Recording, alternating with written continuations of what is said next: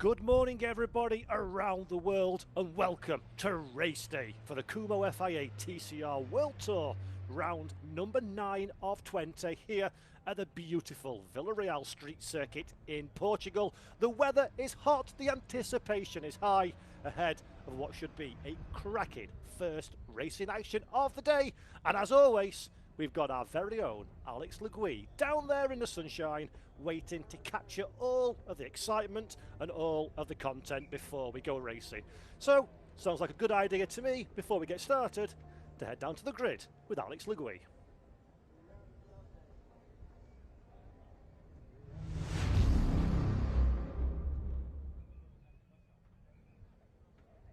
Bon dia, everybody. Hello, everybody. Welcome to the streets of Vila.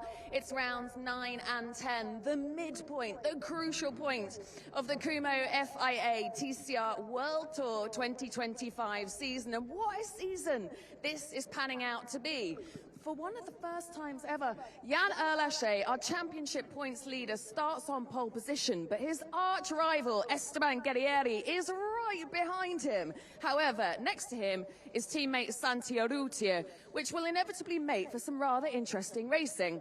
Yesterday, we had a very, very dramatic qualifying. Everything was thrown at us. The walls are very close. The stakes are high. The weather was searing temperatures.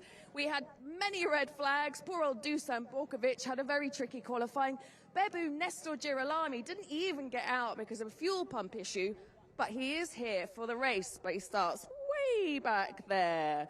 This weekend, it's Jan Erlache's birthday, and he decided to celebrate his birthday in style by pushing out a mega lap around these streets, which is no small feat because it is, not the easiest of places to put in a qualifying lap, is it? But you did it.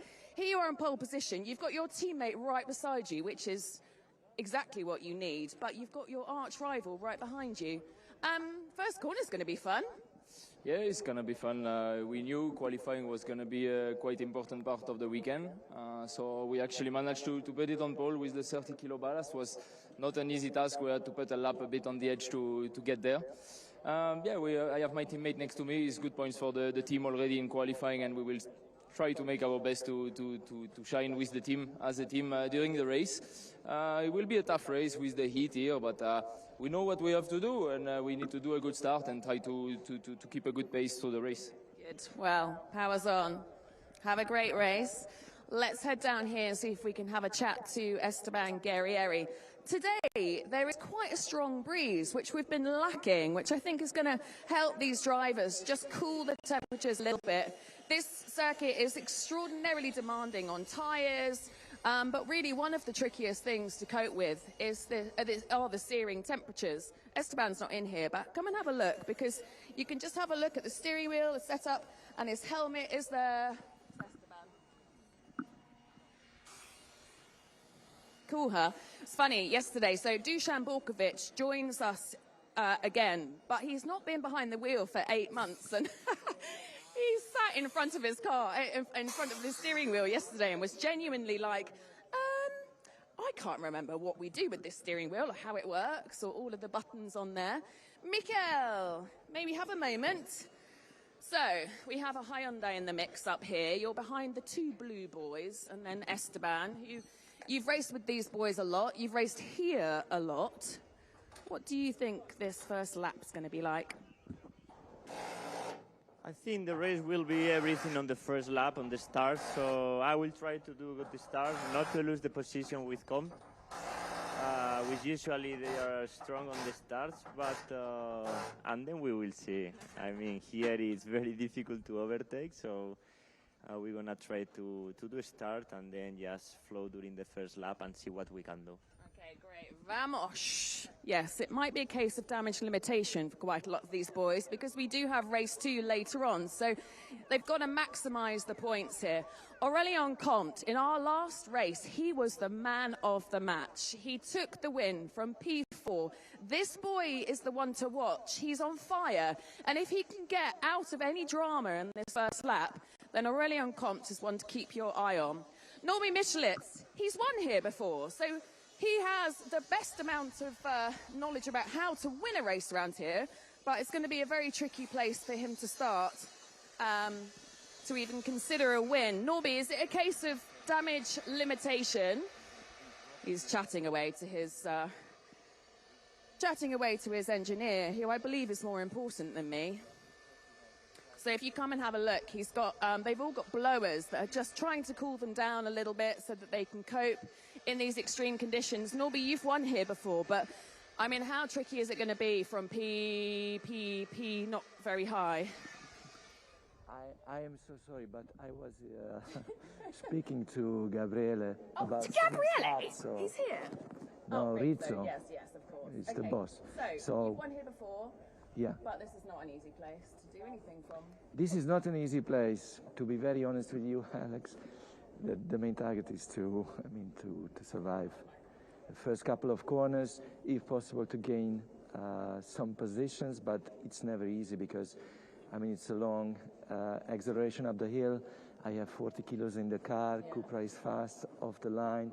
I expect the same from cars behind. So let's wait and see. Yeah. To be honest, I would like to score some good points and then finish both races.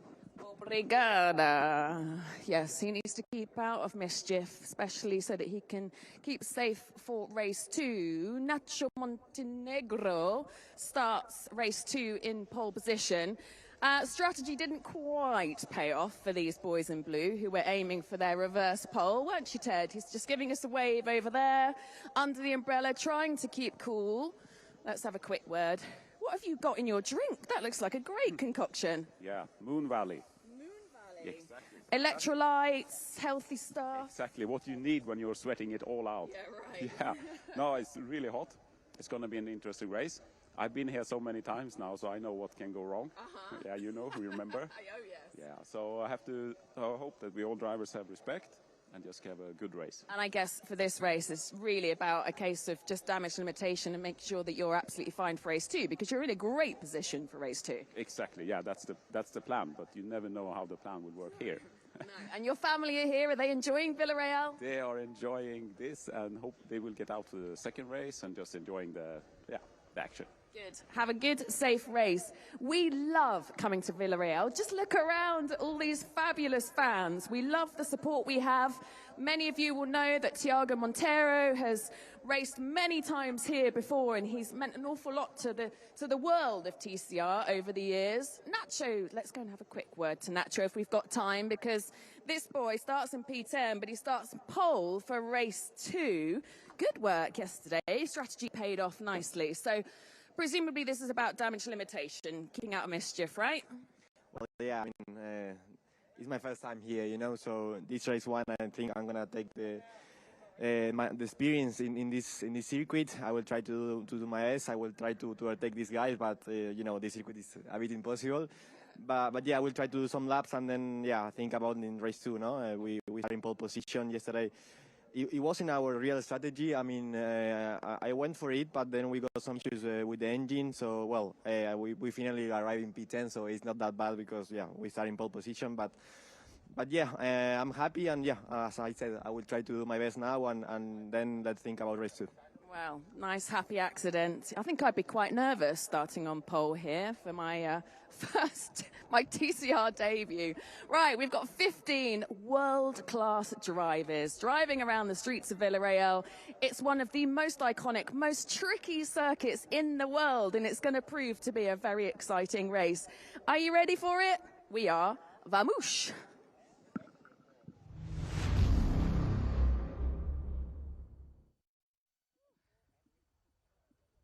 Thank you very much, Alex Le Gouy down there on the grid. Paul Jeffrey up here in the commentary box, and a whole stacked, talented field of Kumho FIA TCR World Tour drivers ready to commence battle around this mightily challenging 4.785 kilometre 24 turn Villarreal circuit. Air temperature 32, track 45 degrees, humidity a reasonable 31%.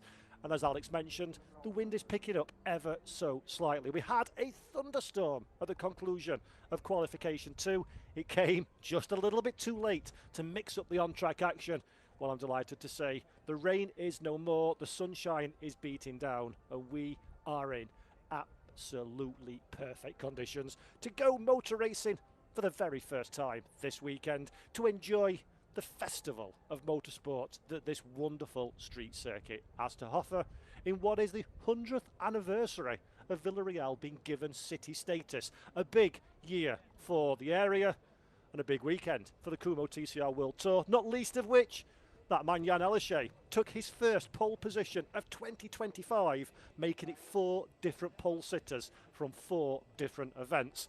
At the head of the pack, but carrying 30 kilos of compensation weight, can our championship leader convert pole position into a first race victory of the weekend? Alongside, Santiago Urrutia might be a teammate. He might be wearing the same Lincoln Co Cyan Racing livery. We've already seen this season they're not afraid to get their elbows out on the rundown of first corners. Will it be a repeat of earlier in the year? Can Urrutia, the Uruguayan driver, get the start he needs to take an early race lead? Some say at Villarreal, the race has decided at the conclusion of the first lap. I don't necessarily agree with that mentality. Yes, it's difficult to pass, but when you're on a street circuit, when the opportunity to throw the car into the scenery is so high, there are categorically no guarantees at all until the checkered flag has waved. And often, it's even a little bit after the checkered flag once the stewards have made their decisions. Esteban Gurrieri, former Kumho FIA TCR World Tour leader in 2025. The Argentinian driver dropped back a little bit, a 5th and a 7th place at Monza last time out. He started from the front of the second row of the grid. For Gurrieri in the fast-starting Honda, this is another opportunity to reduce the deficit of points that is growing ever so slightly to Jan Elysée at the head of the pack. It's going to be important because we're going into the summer break at the conclusion of this one, and we're not back in action again until September. If you can carry that confidence forward through the summer break, it just does so much more for your mental well-being when we pick back up in Australia. Mikel Azcona, we heard from him on the grid speaking to Alex Le Guy. Hoping to survive this one is Mikel. He's got a good opportunity from the 4th position starting spot. You can do some damage from there if you're one of the Hyundai Elantra drivers. Azcona comes into this one with no weight on board, so he does have a good opportunity. But again, it's a long uphill run to the first section of corners here at Villarreal. We don't really get to a solid braking point until turn number 4. So it's going to be very, very vital, not dissimilar in my opinion to the run of the hill at Monaco, for example. A few fast kinks, then into a big braking event. We all know how that works in Formula 1 parlance, don't we? Let's have a look what our touring car boys can do over the course of this next race. It's a 60-kilometre race, which translates to around 14 laps of racing action. Should we have a safety car? If you watch qualifying, you know that it's quite possible we can extend by a further 2 laps to make a total of 16 racing laps. Let's collectively keep our fingers, toes, knees, elbows and arms crossed that we don't need that safety car intervention.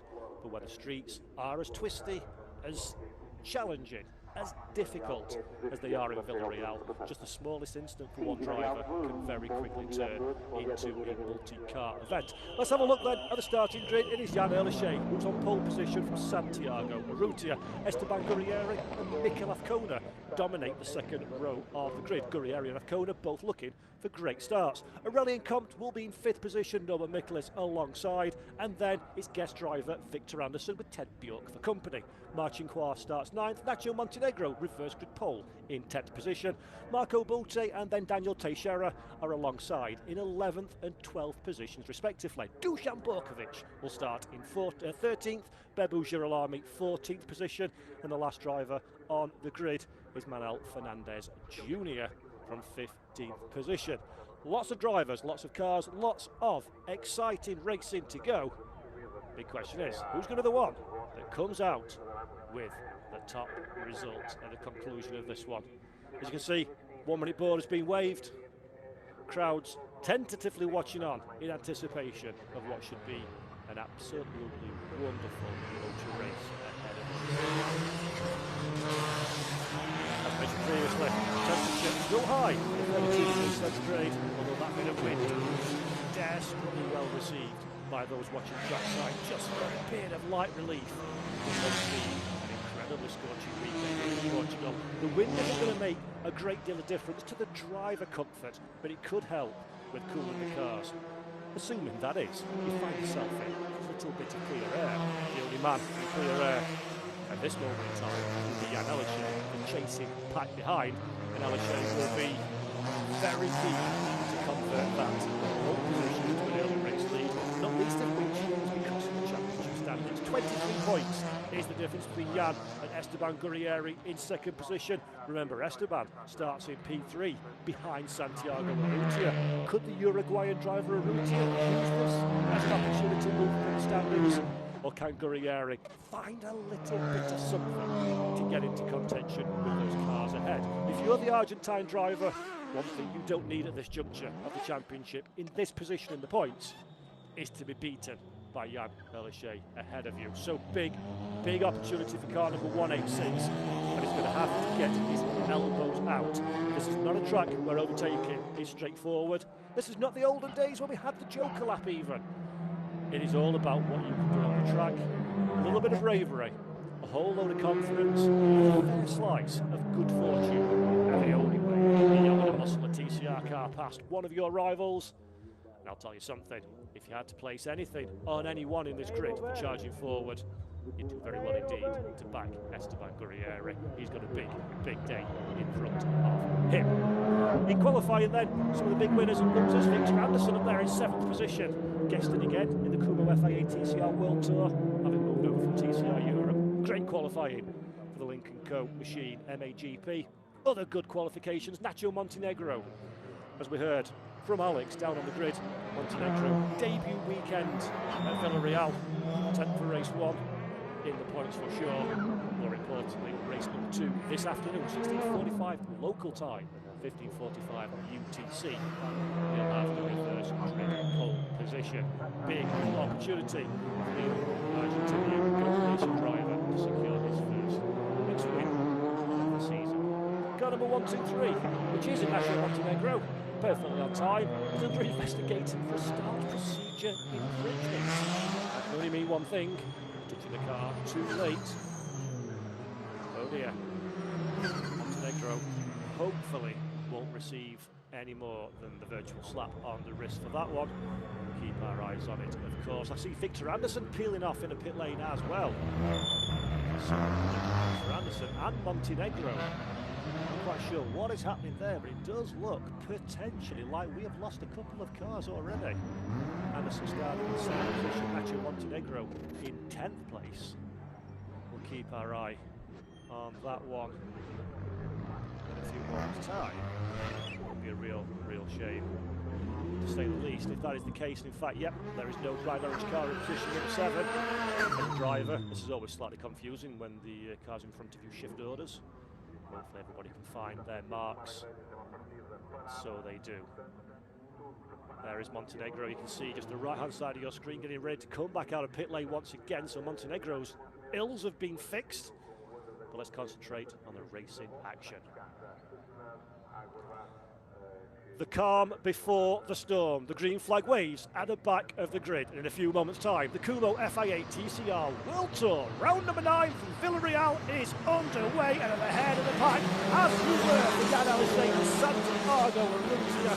They charge down into T1. It's advantage Aleshay from Urrutia. Just behind, we see Aurelien Comte having a little bit of a look at Esteban Gurrieri. Good start from the French driver already. He's found a way past Mikel Azcona and up in a 4th position. Ahead of the pack though, Jan Aleshay, perfect start from the French driver, just what he required. He leads from teammate Urrutia, but Miklis having a little bit of a look at the back of his teammate. More of a defence, I think, from Marchingois than attack of the cars ahead. And Miklis holds on to that position. It is the 2 BRC Hyundai N Squadra Corsa cars in 4th and 5th places respectively. Marchingois having a little bit of a nibble at the back of the 105. The Chinese driver though can't find an opportunity while the tyres are cold, the cars are the heaviest. This is where opportunity knocks for the World Tour drivers. Catching's one thing, passing is an entirely different thing indeed, and the streets of Villarreal give away absolutely no gifts, especially to drivers at this level. Marchingois though painting himself to the back of Norby's machine Mikulis under pressure with those 40 kilos, remember, of compensation weight on board. He just wanted to survive these two races, says the Hungarian driver. Well, he's got a lot of work to do already. A gap started to form between himself and his teammate Mikel Azcona ahead of him. Meanwhile, race control decided a drive-through penalty is going to be the order of the day for Nacho Montenegro, so the Argentinian's day gets even worse. Down there in 14th position, having started from pit lane. Nestor Girolami, very briefly saw there, good start for the Argentine, up in a 12th position, having had that qualifying dramas, failing to get out there and set a lap. Girolami already on his tippy toes in these early stages, as Elishay from Urrutia, then Guerrieri are your top three drivers on this opening lap. Jan starting now to come under a little bit of pressure from the Uruguayan driver Santiago Urrutia behind. They'll be playing the team game in the early stages. Dusan Borkovic, by the way, makes her way past Teixeira for 10th position. So Borkovic on a charge, the Serbian GOAT racing driver, up one after what was a very difficult qualification indeed. The car found itself in strife multiple occasions, but Borkovic, now with the repairs, is chasing down teammate Marco Buti. There was Teixeira that we saw briefly in our shot with Bebu Girolami for company. No, but Mikulis again elects to go defensive from Marcin Kvar, covers the inside line. A little bit of smoke coming from the back of the Hyundai. Nothing to worry about at this stage, I do not think. But if you're Marcin Kvar, you're going to have to think very hard indeed if you want to find a way past our reigning double champion.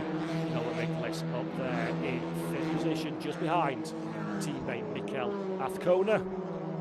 Mikel, he's got a good start as well. It's been a challenging season for Mikel Azcona, it has to be said. They'll be very keen indeed to put some of those ills to bed heading into the summer break. And so far, 5th place is a very nice result for the Spanish driver. And he's most definitely gapping Mikulis now. In these early stages, Norby's struggling a little bit of pace. A poison balance in that Hyundai Elantra TCR. Doesn't feel quite as comfortable as the cars around him, and that is most definitely encouraging. Marcin Kvar as Ted Bjork, his teammate in the Lincoln Co Cyan racing machine, keeps a respectful distance. Bjork just working at keeping the cars behind. Marco Buti, the lead of that pack. Dusan Borkovic buying into it as well. Borkovic then very much in contention for positions. They're close, but getting close is quite easy around Villarreal. Getting alongside and eventually past is much more difficult indeed. Taking a look then at the lap times, Jan Elishay definitely is the man with the pace at this moment in time. 0.6 of a second is the advantage over Santiago Urrutia, and it does look like Elishay is comfortable at this stage, just looking after those Kumho tyres, just looking after the car as the GOAT Racing squad watch on. By the way, Bebu Girolami off camera has moved up into 11th position, so Teixeira is the next victim along the line for Girolami. The BRC Hyundai N Squadra driver up into 11th position now. So there you go. Overtaking is possible at Villarreal. You just have to be enthusiastic and committed in your manoeuvres. There's nobody again. Look, on the defensive line is Mikulis from Marcin Kvar behind. Not quite sure the strategy for that one. Doesn't feel like an overtaking opportunity into the second chicane. And Norby feels the need to do that lap after lap. That's going to compromise him slightly and bring the Chinese driver Marcin Kvar into contention behind. Ma does seem a couple of car lengths further back than we've seen previously, so I don't think there's a threat of making the manoeuvre, but the only tactic in these conditions is just to keep applying the pressure and hope that the car in which you're chasing makes a small mistake. You know, when Mikulis, the last time he made a small mistake, probably be about 30 years ago. Norby very rarely makes errors, does the Hungarian driver. Very cool and collected driver is Noah Mikulis, and I'm sure the 40-year-old will be more than capable of holding off the challenges of Marcin Kvar behind. 3 laps, 14 in the books. We're already 3 laps of racing action down. As you can see, the field spread is pretty much non-existent. It is Elishay with a comfort blanket ahead, and then pretty much everybody else within the same shot, just playing a game of high-speed chess at this moment in time, folks, waiting for the opportunity. The worst thing you can do in a race like this in these kind of scenarios is start making half-measure overtaking manoeuvres. All that is going to do is hemorrhage lap time to the cars around and put yourself in a vulnerable position to be attacked from behind rather than do what you prefer to be doing, which is Harry in the car in front. So Nicholas needs to filter that into his mental equations over the course of this race. Where do you attack? Where do you defend? Where are the respective strengths of the Hyundai versus the Lincoln Co? Making life that little bit harder for Norby, though, of course, is the 30 kilos of success ballast. Marching Hua behind is carrying 0 compensation weight, so he's running light. And Ted Bjork, just behind Mar, has 30 kilos on board, hence the reason it is the 155 that is leading the charge and the attack ahead. Smiles all round then for the Lincoln Co Cyan Racing team, and so they should be. Their man Jan Elishay, the championship leader, he has to be said, the Kumho FIA TCR World Tour. He got that pole position and the 15 points that come with it, and he's already looking rather comfortable, or as comfortable as one can look at Villarreal in the race lead. 1 second now is the size of the advantage over teammate Santiago Urrutia behind. Very much formation flying at the head of the pack. Jan Elishay doing a sterling job at this moment in time, just to gap the chasing field while maintaining a little bit of conservatism in the car as well. By the way, up on your screen, car number 59 has a drive-through for an incorrect grid position, and that is Daniel Teixeira for the JT59 Racing team. Real shame for Teixeira, up there in 12th position. I did say, when you lose cars on the grid, it becomes very difficult to work out where you need to be. Unfortunately for Teixeira, I think he's fallen foul of that one. Will have to trundle along the pit lane at 60 kilometres an hour, which when you've been racing feels almost slower than walking pace. Real shame for Teixeira. He will rejoin the race, of course. Victor Anderson's 3 laps down, so whatever problems befell the MAGP machine, it's cost them a lot. Unfortunately for Victor, the bad luck continues. That's not going to be able to convert an impressive 7th position on the grid into some kind of race result. And trying to convert impressive grid positions into race results is Mikel Afkona. Let's have a look at the French driver down there in 5th position, but very, very, very interested in the back of Aurelien Comp's Cupra. He said on the grid, didn't he? The Cupras are good off the line. Well, Aurelien converted 5th into 4th. 1 place gained. Job done for the French driver. Half of the work, probably even 3/4 of the work, has been complete by car number 107. Now he's minimising mistakes in the baking sunshine as Mikel Afkona tries every trick in the book and perhaps a little bit more to find a way past the French driver. Nacho Montenegro, by the way, up into 13th position. Nice move from Montenegro as he's on the recovery. Finds a way past Michel Fernandez. Fernandez down into 14th now. Teixeira has served his drive-through penalty and back out on the racetrack again, so that's good. Stays in 12th position as things stand. So nothing really lost apart from a lot of real estate and probably 95% of the interest for Daniel Teixeira in this race. But more mileage is more experience and more tools in the armoury in which you can use in race 2. A little bit later on this afternoon, let's have a look at Dusan Borkovic. We pick back up with the GOAT Racing driver, looking aggressive behind the back of Marco Butti. Marching Hua having a think about the back of Mikel Afkona while Ted Bjork watches on. The Swedish driver, understated race so far from Ted. Big question is, will there be a decision to swap around those 2 cars? And if you're going to do that one, where do you do it without Marco Butti and Dusan Borkovic climbing all over that particular fight? So difficult times for Marching Hua. The best way to take that decision point out of the minds of the teams is to pass the car in front of you. And that car in front knows Norbert Nicholas. It isn't the easiest job in the whole wide world. Norby starting to drop just another few lengths away from the back of Mikel Afkona. He's in and around the pace of teammate Afkona at this moment in time. But the big thing being, you don't want to overheat the car, you don't want to overwork the tyres, you don't want to get wrapped up in somebody else's activations while you're on track. You just need to concentrate on bringing the car home in one piece, looking after mechanical sympathy. That's the key to a race around here at Villarreal. It can very easily go wrong, even through no mistakes of your own. Going to see the checker flag to score the points. Dusan Borkovic is no big fan of taking it easy. He's usually a man that makes the move first and then worries about if it was a good idea afterwards. And that's why we do very much love Dusan Borkovic in a TCR touring car. His teammate Marco Butti is currently the one. He's trying to find a way past Butti. Guest driver here in the Kumho FIA TCR World Tour. Borkovic in for the season. So Marco having his last dance, for now at least, on the World Tour stage and doing a solid job up there in 9th place. Great to have Marco back in the World Tour field. He's gone back to TCR Europe full time and doing very, very well indeed in 2025. But it's lovely to see him on the world stage. Maybe not quite having the results Marco Butti would have hoped for.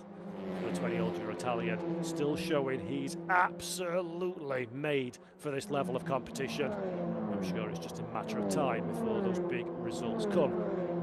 Meanwhile, he's got a big teammate to worry about behind, as Borkovic is looking increasingly flighty behind the back of the GOAT Racing Honda teammate. And so he has to be, because Boot is starting to drop back from this fight between Mar and Ted Bjork ahead. So while Boot is thinking about defending from Bjorkovic behind, they're becoming detached from the battle pack. Dusan will have recognised this one. The team will have been on the radio. He'd have seen the gap between himself and the cars in front. And Borkovic will be very enthused, I am sure, in finding a way past Marco Butti and having a look, having a test to see if he's got the pace to close up on the battle pack in front. It's definitely not advantage to Marco Butti at this moment in time. I'm sure Pepe Oriola will be thinking about getting on the phone in the not too distant future and say, Marco, I need an extra second a lap, or get out of the way of Dusan if you can. Confusing matters, complicating matters even, is of course Bebu Girolami. One of the main rivals of GOAT Racing is the BRC Hyundai N Squadra Corsa team, and there is Nestor Girolami keeping a watching brief in the background, giving no wiggle room for these two cars. Any kind of confusion amongst the GOAT Racing Hondas, and Girolami will no doubt find a way to insert himself into that conversation. Borkovic now almost glued to the back of Marco Butti's rear bumper. There is the Marcin Hua and Ted Bjork fight. Mar still holding on to that one, unable to find a way past Norby ahead. Bjork probably getting increasingly frustrated in the 111. He'd dearly like an opportunity to have a nibble at the rear of the Hungarian's car. But for now, it is still very much all eyes focused on Marcin Hua. Norby in 6th, Mar in 7th. That's a good run from the Chinese driver. The Lincoln Co. Cyan Racing Machine having a little dip to the inside.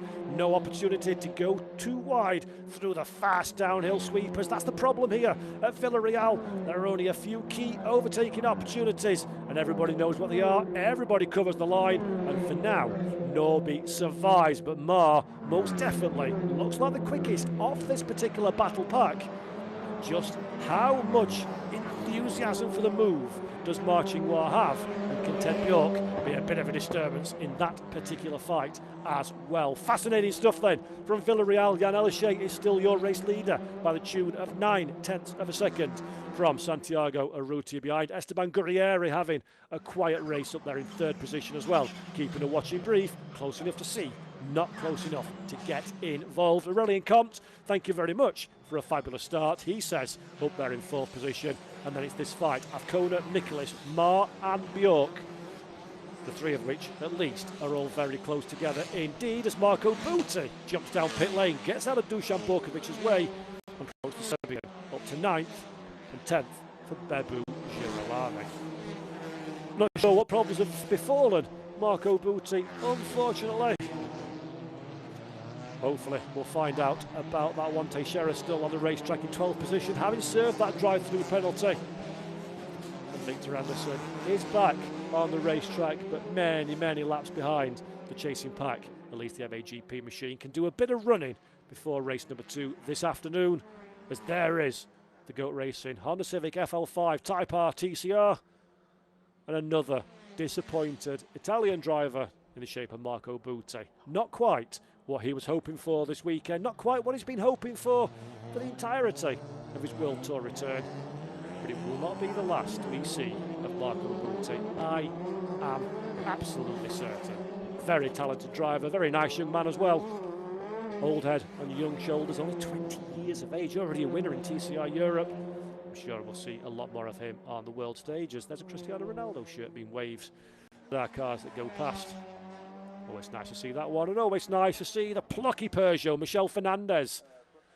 First time we've really seen Michel in the race. And in fact, come back to that one, because that's Dusan Borkovic. Dusan Borkovic has damage on the front right of the car. What has happened to the GOAT Racing Honda? As he said hello to the tyre barrier, to the Armco barriers, is that a tyre issue? We'll find out. The end result is, though, Borkovic, having just broken into the top 10 in 9th position, is in significant stride. Thankfully, the car is still running, so hopefully Dusan will be able to get that back down a pit lane, and we won't need to fall under safety car conditions. But what a shame for Dusan Borkovic on his return to the Kumho FIA TCR World Tour. Slowly but surely, the big Serb makes his way back down into pit lane. That bumps up Bebo Girolami into 9th. Teixeira should move eventually back up in a 10th position as well. So even for Daniel, with a drive-through penalty, a top 10 in the history books will always be recorded.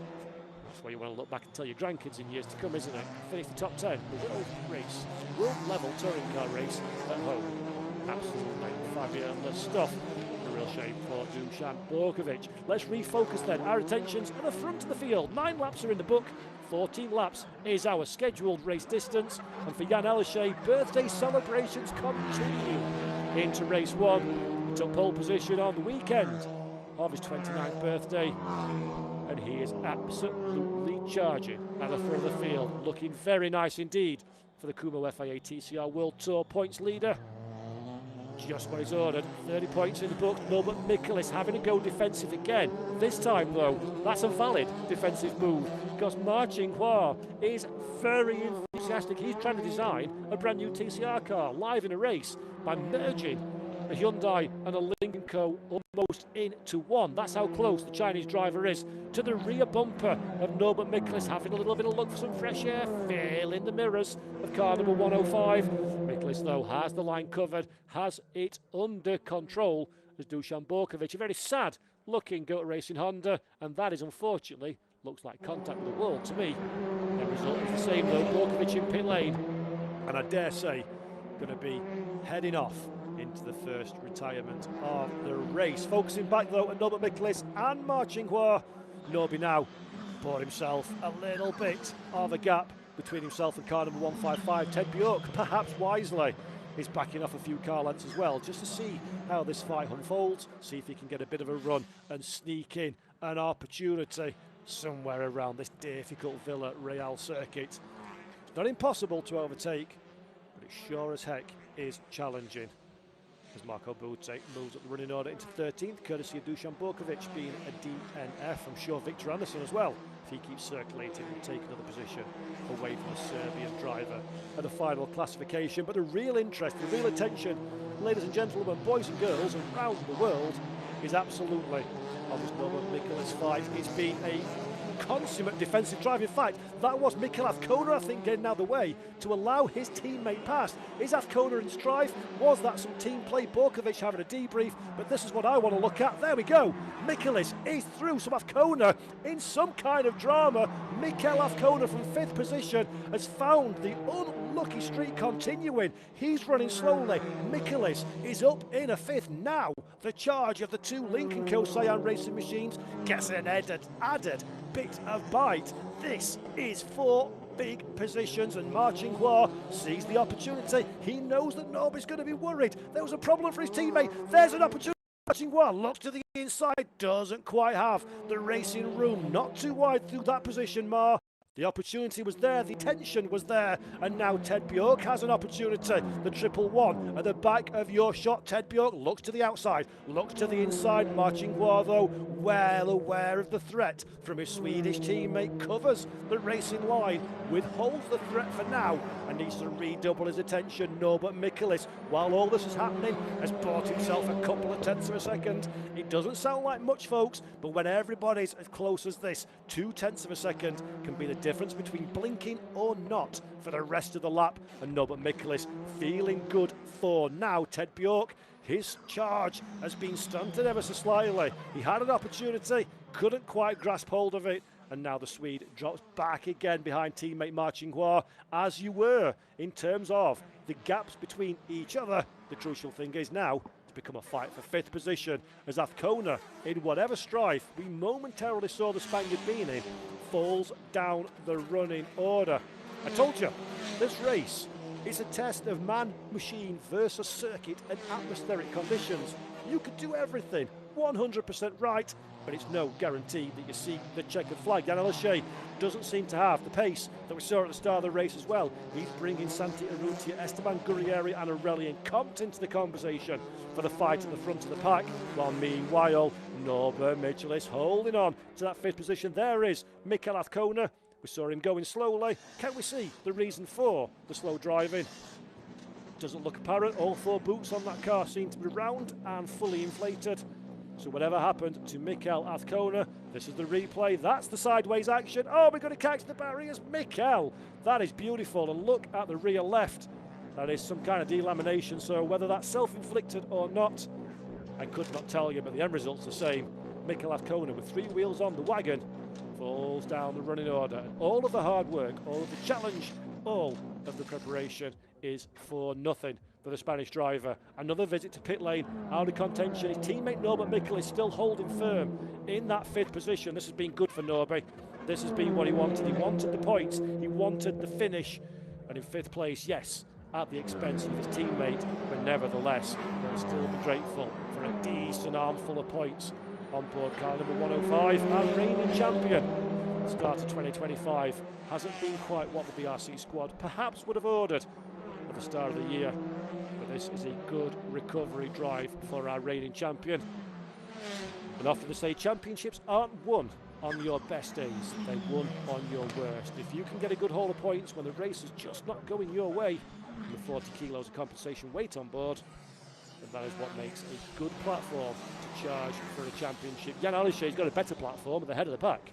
That much is very, very true indeed. But for Aleshe, he's running his own race. Michelis doing the best job he can. And now we've lost Mikel Azcona. That is a monumental gap between Aurelien Comte in 4th and Norby 1.4 seconds further back in 5th position. So for Comte, his days become a whole load easier. The SP competition driver will be hoping very much indeed that every bit of that car stays in tip-top shape so he can round out another impressive drive for Aurelien. Won race 2 last time out at Monza, of course. New into the World Tour this season for team and driver, having been in TCR Europe, finished runner-up in 2024.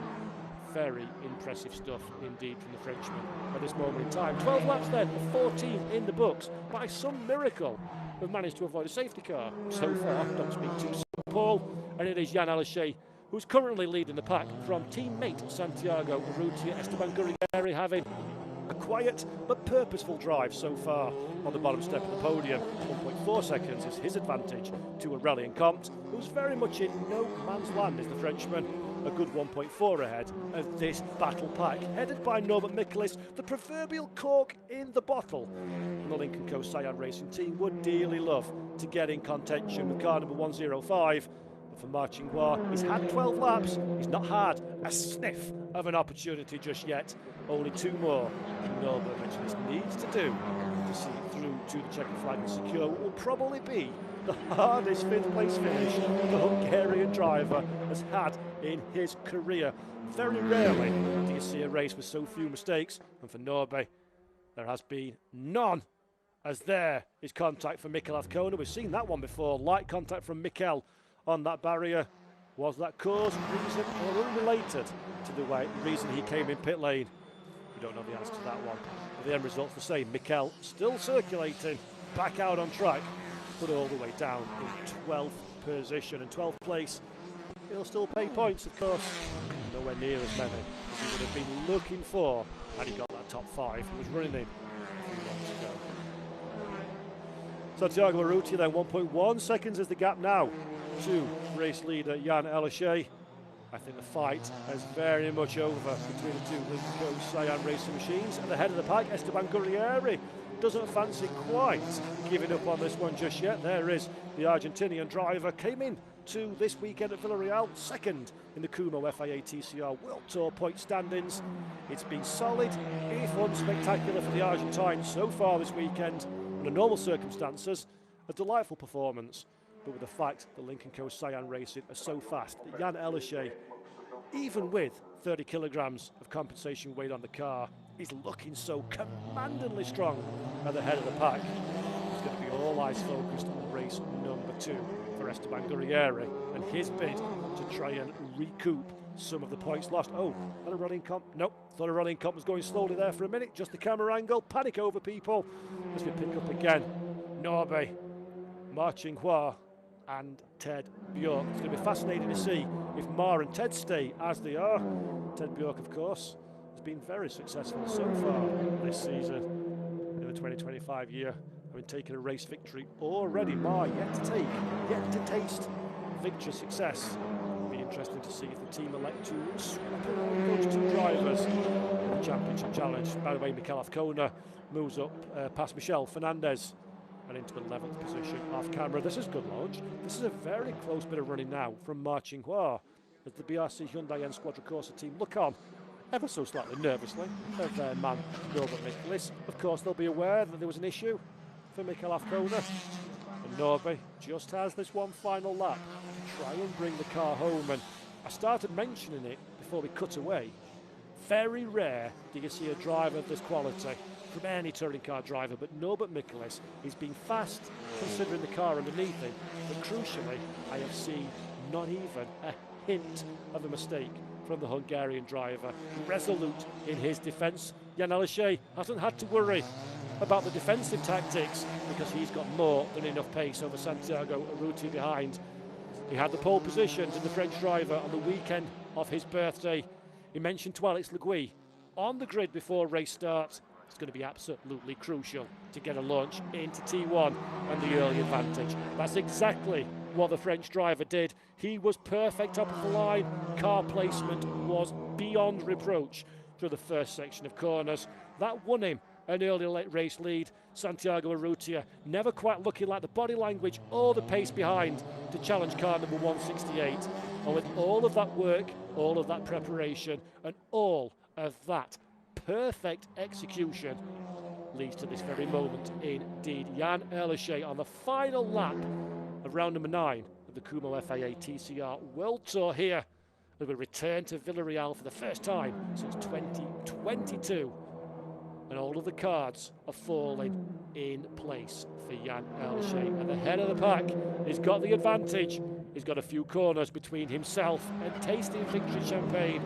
Through the chicane, the rest of the field go. Michaelis holding on to that 5th position. But all eyes are trained on car number 168 as we head through the final few metres of the Villarreal circuit from pole position on his birthday weekend. Jan Aleshe never looked like this performance would be in any kind of doubt whatsoever. Millimetre precise and a race victory at round 9 of the Kumho FIA TCR World Tour goes the way of Jan Aleshe from teammate Santiago Urrutia and Esteban Guerrieri, rounding out the provisional podium placings. Huge smiles there, apart from Frederick, for the Lincoln Co. Cyan Racing team. Delighted with that one then. 1-2 for their boys, Aleshe and Urrutia at the head of the pack. Only muted celebrations, of course, because it's only a few hours until we go racing again. Let's have a look at Nacho Montenegro, who's still racing now.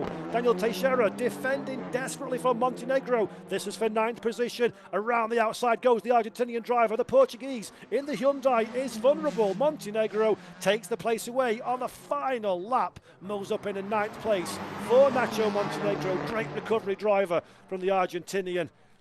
Fabulous stuff. Teixeira crosses the line in 10th place on home soil. His debut in the World Tour as well, not to be sniffed at for the JT59 squad. Drive-through penalties, strife included, still finishes inside of the top 10. Is a very stout performance indeed. But the big winner, metaphorically and physically, of course, is Jan Aleshe. What a drive from the number 168. What a performance from Aleshe, and that becomes his 3rd race victory of the 2025 season. For reference, Jan's got 3. Ted Bjork, Esteban Guerrieri, Bebo Girolami, Norbert Michaelis and Rolling Compt are all on 1 apiece. It is very much a Jan Aleshe benefit here in Villarreal, and of course he's going to extend his championship lead as well. As it stands, 31 points is the advantage over Esteban Guerrieri, who holds on a second position despite Santiago Urrutia finishing in that place in race number 1. 31 points. That's a big number to have in your back pocket. It's a point over a race victory in the World Tour for Jan Elysée. We've seen this before, though. We've been in this position before, and it's not quite worked out. So there's still plenty of racing in this weekend, never mind this season ago. Jan will be starting race number 2 this afternoon from 10th on the grid, and crucially, behind all of his championship rivals. So there's a lot of jeopardy and a lot of work still underway as our cars are heading on their cool-down lap in a Parc Fermé, where I'm sure somewhere Alex Legui is already microphone in hand and waiting to receive Jan, who she spent a lot of time talking to this weekend, courtesy of the successors of the French driver. And what a great way to celebrate your birthday with a pole position and a race victory. A lot better than my birthday celebrations, which are usually a cheeseburger. So well done for Jan Elysée. There's confirmation then of the provisional driver's points. 31 is the advantage over Esteban Guerrieri. Further 6 back is Santiago Urrutia. Ted Bjork clinging on by the skin of his teeth in 4th position. 61 in arrears of our championship leader.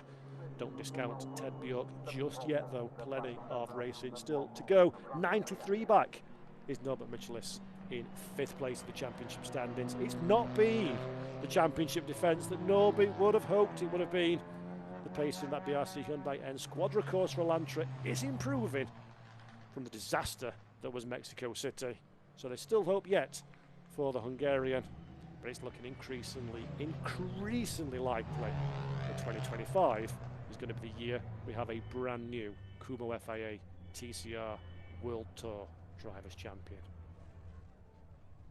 Into pit lane we go then. Pit lane / a side street. Here are provisional results then for race number 1. Jan Elysée by a second from teammate Santiago Urrutia. Esteban Guerrieri rounding out the provisional podium. Aurelien Comte, Norbert Michelis and Marcin Kwa are your top 6. And then Ted Bjork, Bebu Girolami, Nacho Montenegro and Daniel Teixeira rounding out the top 10. Teixeira being the lead of our guest drivers. Miklav Kona classified 11th. Michel Fernandez in 12th for the Peugeot. Then it's Marco Butti, Victor Anderson and Dusan Borkovic, who all enjoyed their own fair share of trials and tribulations over the course of this 14-lap race. At the end of the day, motor racing isn't fair, motor racing isn't even, and it isn't equal. There's only ever going to be one winner come the checkered flag, no matter how hard the drivers drive, no matter how many stories of individual perfection there is on the racetrack. You can only come home first once, and the man that did so is that man, Jan Elysée. Cheers then from the watching crowd. And number 1 posing for the photos for Jan. And what a drive it was. Elysée from pole position withstood the pressure, the mighty pressure for Santiago Urrutia behind, and never looked to put a foot wrong, did Jan. Straight over the team celebrations, slightly muted celebrations, as I mentioned, because A, it's absolutely boiling red hot, and B, there's another race again in a few hours' time. So debriefing rather than celebrating will be the order of the day. I always kind of feel a bit sorry for race drivers on a 2-racing 1-day event, because you can't really let your hair down, can you? You need to be busy. You need to get ready to go and do it all again from 10th on the grid for race number 2, and trust me, that one is going to be exciting. Final preparations then in our makeshift Parc Fermé area. Of course, Villarreal, being a city, celebrated its 100th anniversary of city status this year. Big congratulations to the Villarreal city. Beautiful place, really historic area, gorgeous architecture, very, very warm and inviting people here in Portugal. It's an absolute delight to be back at Villarreal again. First time in the Kumho FIA TCR World Tour, of course. We came here, our previous guys, back in 2022. And it's wonderful to be back again. Universally loved by fans and drivers alike. It's not a place you can overtake, but when it's just that pretty, don't kind of mind so much, do you? It's spectacular to see these cars racing on this track, and even watching on the television, you can still see just how hard drivers have to work to avoid getting themselves into the barriers. Right then, Jan Elysée is probably taking his helmet off and his hands device. So let's go down to Alex Legee, who's speaking to our race winner.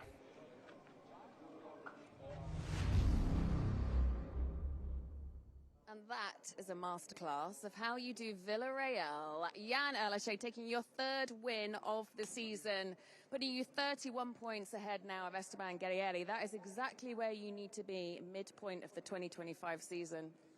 Yeah, actually, we need to be there at the end of the season. That's the main goal. But for sure, now we focus on what we have to do at the moment, which was to win this race and do a good second race as well.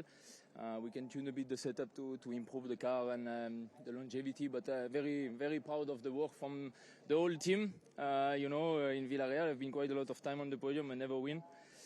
And as I said yesterday, I missed my first mechanic that is not here this weekend because his wife is pregnant and going to give birth. And Robert, our tire guy in 19, again, this one plus Paul, both of them are for him because I still think of him quite often. So, no, really happy, proud from the work from everyone. It's very hot here and they all give their best. So it's been 3 weeks, very intense. Another win, another double P1-2 for Cyan. So just mega happy. We had both Dusan Borkovic and Mikel Ascona come in with punctures. Were you aware of anything on the car? Do you feel pretty safe out there for you? Well, you never feel safe, especially not here in Villarreal. It's very dangerous. So every puncture, they will notice me in the radio. So every puncture, I was like reducing the speed a little bit.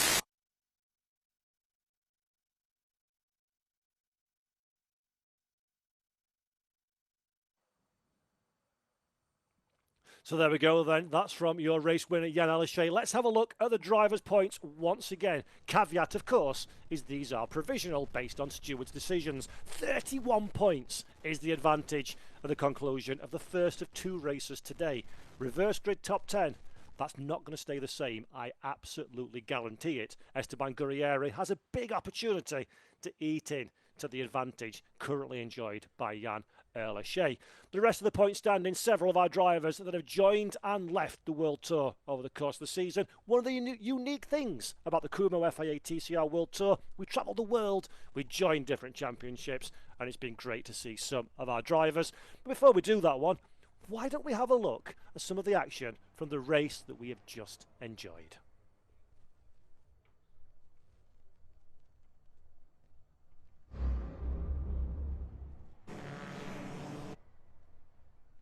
Luís.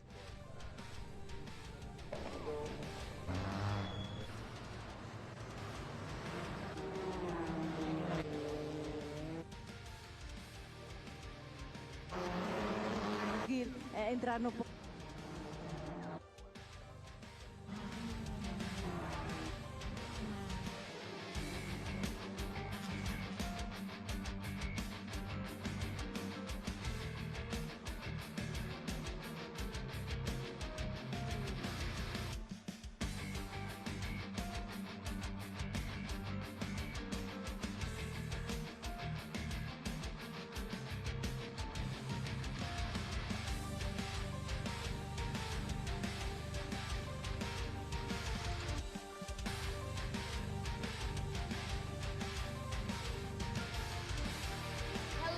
Thank you so much for joining us here in Villarreal. What a race that was.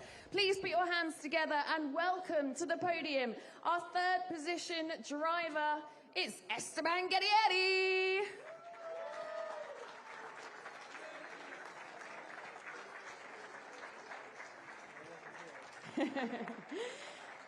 In second position, a big whoop whoop for Santi Urrutia.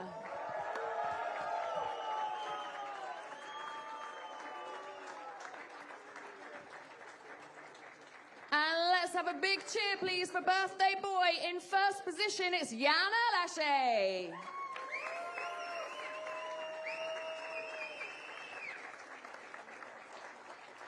And representing Lincoln Racing, it's Daniel Correa.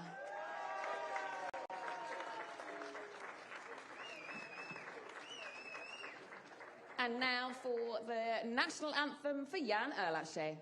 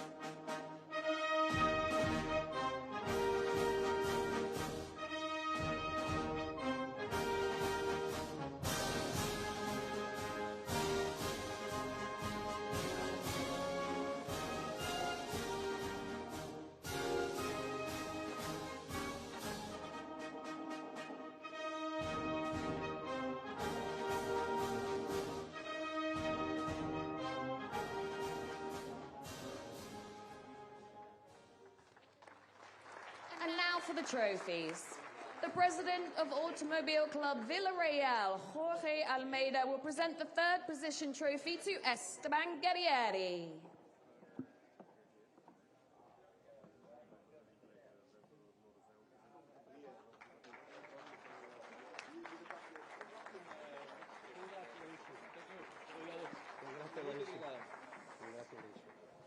The president of Junta de Freguesia, de Villarreal, Francisco Rocha, will present the second position trophy to Santi Urrutia.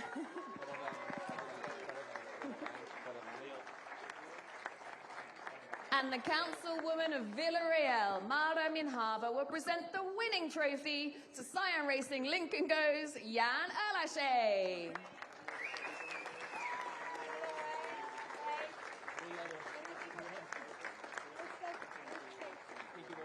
Felipe Fernandez, the promoter of Circuito Internacional Villarreal, will present the winning team trophy to Lincoln Co. Scion Racing's Daniel Correa.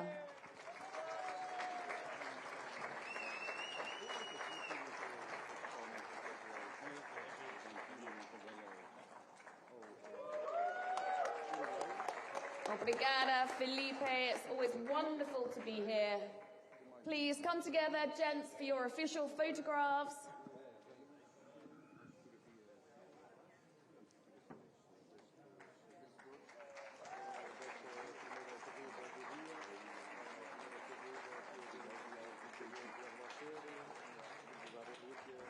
Grab those bottles.